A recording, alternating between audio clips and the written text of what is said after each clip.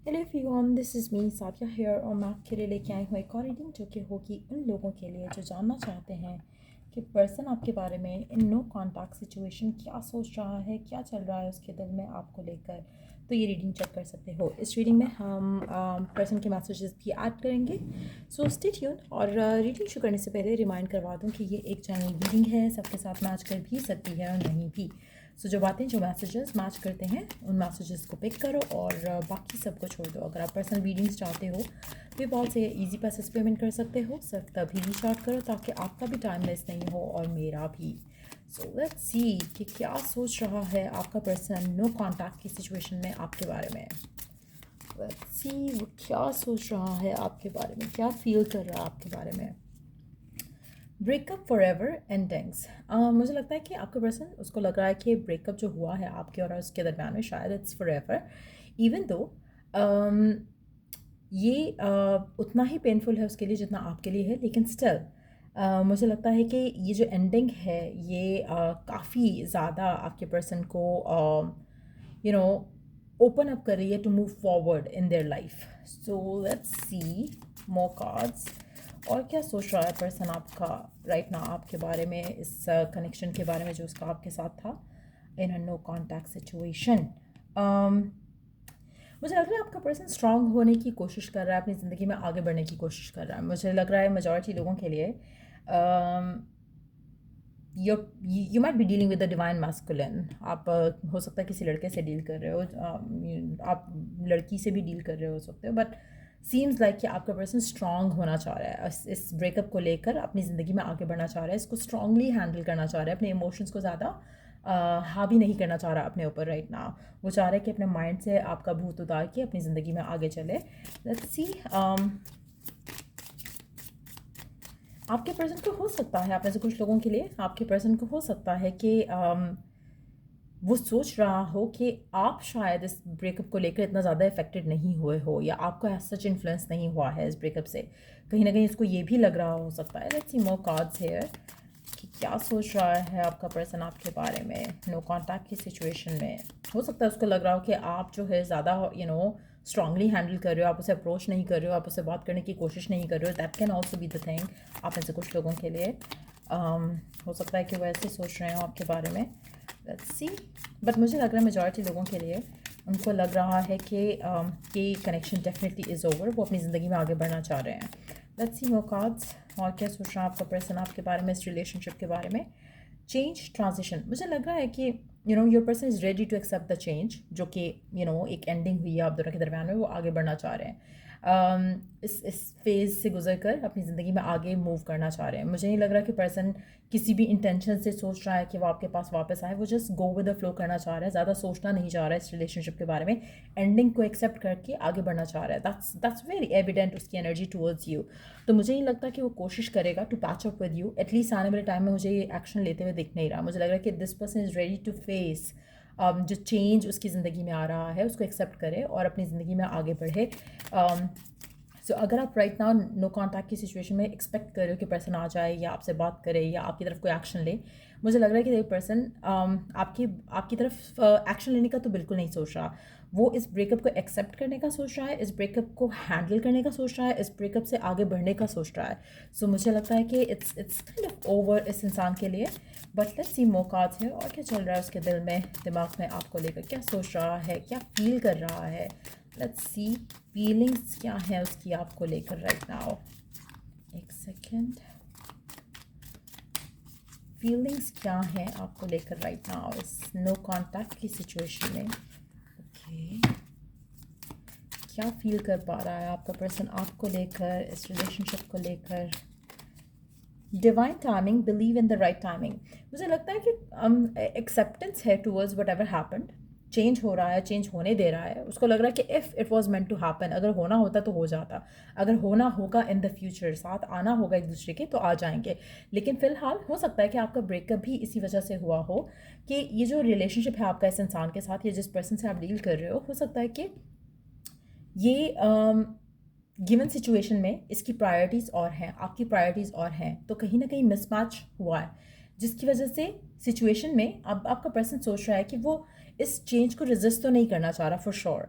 वो चाह रहा है कि अपनी ज़िंदगी में आगे बढ़े। अगर मिलना हुआ, दोनों का किस्मत में लिखा हुआ, तो वो दोनों वापस आ जाएंगे। अगर मिलना नहीं लिखा हुआ है तो no matter how hard they try, आप लोगों का कुछ नहीं बनेगा। कहीं ना कहीं वो एक्सेप्टेंस है टुवर्ड्स दिस रिलेशनशिप। आप में से कुछ लोगों के लिए हो सकता है कि आपके अंदर, खुद के अंदर भी यही चेंज आ रहा हो, जहाँ पर आप भी slowly but surely Aahista Aahista चीज़ों को एक्सेप्ट करके आगे बढ़ने की कोशिश करोगे। मुझे लगता है कि अभी तो फिलहाल ये आपके पर्सन की एनर्जी है टुवर्ड्स यू। उनको लगता है कि it's okay, like what ever happen, just move forward, just move on with it. तो वो चीज़ मुझे लग रही है कि अगर मुझे लगता है कि आपका पर्सन काफ़ी हद तक जो है ना वो बिलीव कर रहा है, नॉट लाइक अ बिलीव कि हाँ वो बहुत समझदार है या स्पिरिचुअल है इसलिए वो डिवाइन टाइमिंग पे बिलीव रख रहा है। इट्स मोर लाइक कि they are okay with the change that has taken place. जो एंडिंग हुई है उसको एक्सेप्ट कर रहे हैं, अपनी ज़िंदगी में आगे बढ़ रहे हैं, इस कनेक्शन के बारे में ज़्यादा सोच नहीं रहे हैं। दे आर लाइक, उनके माइंड में इस कनेक्शन को लेकर कुछ नहीं है। हाँ ठीक है, ब्रेकअप हो गया, एंडिंग हो गई, बॉयफ्रेंड ने छोड़ दिया, गर्लफ्रेंड ने छोड़ दिया, जो भी हुआ हो गया। सो जस्ट इट्स टाइम कि आप अपनी ज़िंदगी में आगे बढ़ो, अपने बाकी एरियाज ऑफ योर लाइफ के ऊपर फोकस रखो, बाकी चीज़ों को हैंडल करो। सो उस तरह का थॉट प्रोसेस है। पर्सन आपके बारे में आज सच नहीं सोच रहा है ज़्यादा। Under the deck we do have ex love old spark. Definitely मुझे लगता है कि this person has accepted the ending. तो ये तो बहुत एविडेंट है इस पूरी एनर्जीज में। आपका एक्स जो है, जिसके साथ नो कॉन्टैक्ट में हो आप, वो एक्स के जैसे ही आया है। उसमें ऐसा नहीं है कि वो चाह रहे हैं आपसे बात हो जाए या फिर वापस आना चाह रहा है या आपके बारे में कुछ ऐसा सोच रहा है। This person is thinking of you as as it's over, it's done deal. तो कहीं ना कहीं अभी मुझे लगता है कि अगर आप रिकन्सिलिएशन का वेट कर रहे हो या चाहते हो कि पर्सन वापस आ जाए आपके पास, तो मुझे लगता है कि आपको लेट गो करने की ज़रूरत रहेगी, क्योंकि ये पर्सन तो डेफिनेटली आपके बारे में उस तरह से नहीं सोच रहा है right now. So I don't even feel like taking his और हर मैसेजेस। तो I think I will just let it go, let it be. Right now आपके लिए गिवन सिचुएशन में ओरेकल गाइडेंस क्या है वो हम जान लेते हैं कि आपके लिए गिवन सिचुएशन में इस लव सिनेरियो को लेकर गाइडेंस क्या है। जो आपका इस इंसान के साथ रिश्ता था, इस रिश्ते को लेकर आपके लिए गाइडेंस क्या है। क्या आपको भी इसको एज एन एक्स एक्सेप्ट करके आगे बढ़ना चाहिए? आपको क्या एक्सपेक्टेशन रखनी चाहिए इस पूरी सिचुएशन से? What is the right thing for you to do right now?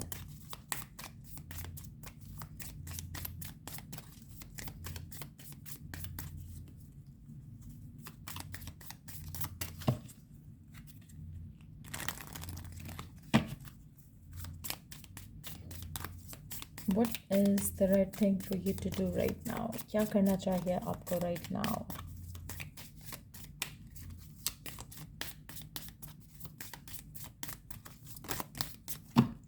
Synchronicity?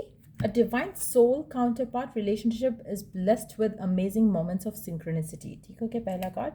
The universe is guiding you to that special person. Allow everything to take its natural course. ठीक हो गया? The union of divine soul counterparts is a miraculous event that begins when you least expect it. अब 3 चीज़ें हैं यहाँ पर। पहली चीज़ जो मुझे लग रही है वो ये है कि आपने मूव ऑन किया, आपने मूव ऑन नहीं किया, लेकिन ये पर्सन तो मूव ऑन कर रहा है फॉर श्योर। नाउ जो आपका यूनियन होगा, जो स्पेसिफिक काउंटर पार्ट से होगा, आपका जो डिवाइन सोल है जो आपके लिए बनाया गया है, उसके साथ जब आपका यूनियन होना होगा, it is going to be very effortless. उसमें आपको कोई एफर्ट करने की ज़रूरत नहीं होगी। तो अगैन जैसे ये पर्सन अपनी आप को इस रिलेशनशिप को सरेंडर कर रहा है, आपको भी ये रिलेशनशिप को सरेंडर करना चाहिए। If it is meant to happen, तो नेचुरल कोर्स ऑफ इवेंट्स के साथ ये पर्सन आपकी ज़िंदगी में वापस आ जाएगा।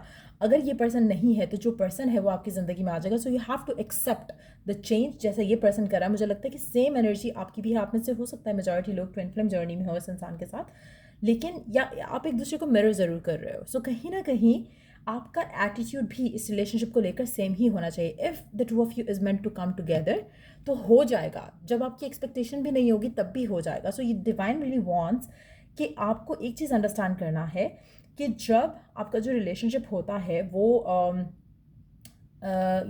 इज़ मेंट टू हैपन, तो वो उसमें बहुत ज़्यादा एक पॉजिटिविटी होती है। मुझे मेजॉरिटी लोगों के लिए, टू बी वेरी ऑनेस्ट, मुझे लगता है कि you are yet to meet the one, क्योंकि उसके साथ जो आपका रिलेशनशिप होगा वो ब्लेस्ड होगा with amazing moments of synchronicity, आप दोनों सेम पेज पे होगे। लेकिन क्योंकि गिवन सर्कमस्टांसेस में इसमें और आप में अगर सेम ही चीज़ें आप फील कर रहे हो, जैसे आप भी सोच रहे हो कि हाँ चलो लेट गो करते हैं, या आप थोड़ा अपने आप को पॉजिटिव कर रहे हो दैट वे, तो चांसेस हैं, अगर आप ट्विन फ्लेम हो या मिरर कर रहे हो एक दूसरे को, तो चांसेस हैं कि divine is going to bring the two of you back together. Specially circumstantial blocks हैं अगर आप दोनों के दरम्यान में, तो उसके चांसेस भी काफ़ी स्ट्रांग हैं। But at the same time just know one thing कि when the time is right तो वो चीज़ें हो जाएंगी। सो आपका पर्सन तो ऑलरेडी इस चीज़ के ऊपर बिलीव रख रहा है, आपको भी इस चीज़ के ऊपर बिलीव रख के चीज़ों को लेट गो करना है, सरेंडर करना है। ऑटोमेटिकली सब कुछ हो जाएगा। If it is meant to happen it will happen. तो आप में से कुछ लोगों के लिए मुझे लगता है कि आपके कनेक्शन में प्यार बहुत स्ट्रांग था और शायद है भी, लेकिन पर्सन जो है मच्योरली चीज़ों को हैंडल करते हुए मूव ऑन कर रहा है, मूव फॉरवर्ड कर रहा है। Now it's your time also to accept what has happened और उसको मच्योरली हैंडल करते हुए चीज़ों को आगे लेकर चलो।